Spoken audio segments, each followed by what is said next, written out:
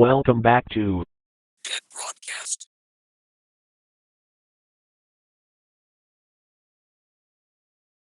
I've always been the kind of person who looks for logical explanations first.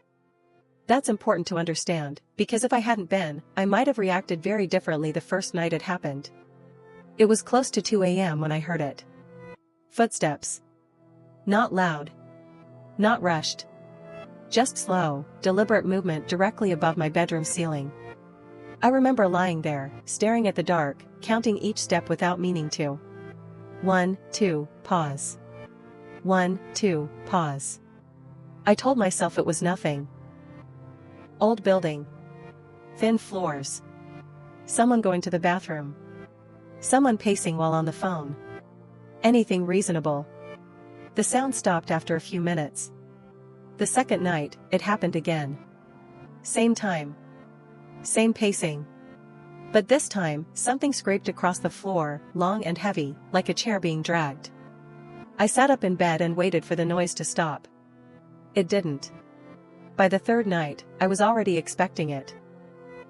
I stayed up late, scrolling on my phone, pretending I wasn't listening for the first sound above me.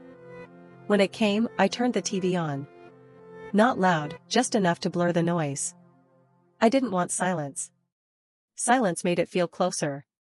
That was when something fell upstairs. A sharp, sudden crash. Loud enough to make my ceiling lamp sway. I froze. After that, nothing. No footsteps. No movement. Just dead air. The next morning, I asked the building manager. He was an older man, tired-looking, like he'd been working there forever. When I told him about the noise, he frowned, not in concern, but confusion. "The apartment above you?" he asked. "No one lives there."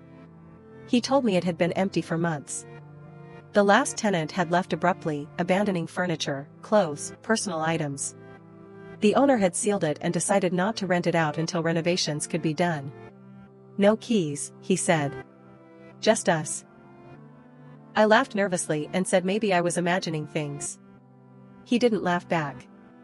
That night, I didn't turn the lights off. The sound started earlier this time. Around 1:3. Footsteps again, but faster now. Back and forth. Back and forth. Something opened and closed repeatedly. A drawer, maybe. A closet. I lay in bed, barely breathing, trying to convince myself there was a simple explanation. Then I heard it. Breathing. Slow. Close. Rhythmic. Not muffled. Not distant.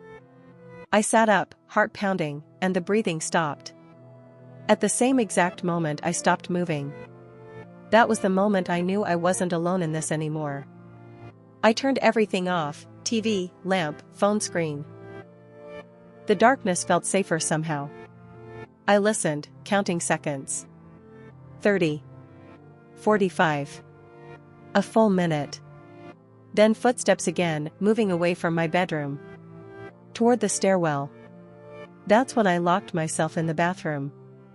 I whispered to the police dispatcher, terrified that even my voice would carry through the vents. While I waited, I heard the stairwell door open and close. Softly. Carefully. Like someone who didn't want to be heard. The police arrived within minutes, though it felt like hours. I stayed inside until they knocked and announced themselves. They went upstairs. I sat on my bathroom floor, shaking, listening to muffled voices and the sound of boots moving where I had heard footsteps for nights. They found 3 people.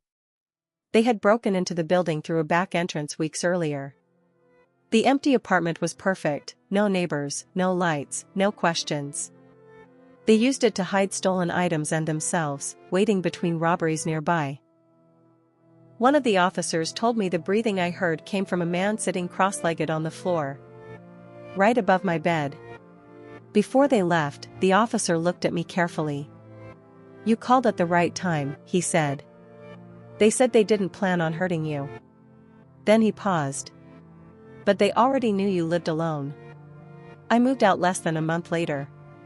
Now, whenever I hear a sound above me at night, footsteps, creaking, movement, I don't think about ghosts or urban legends. I think about how thin the space between floors really is. And how sometimes, the scariest stories don't involve anything supernatural at all.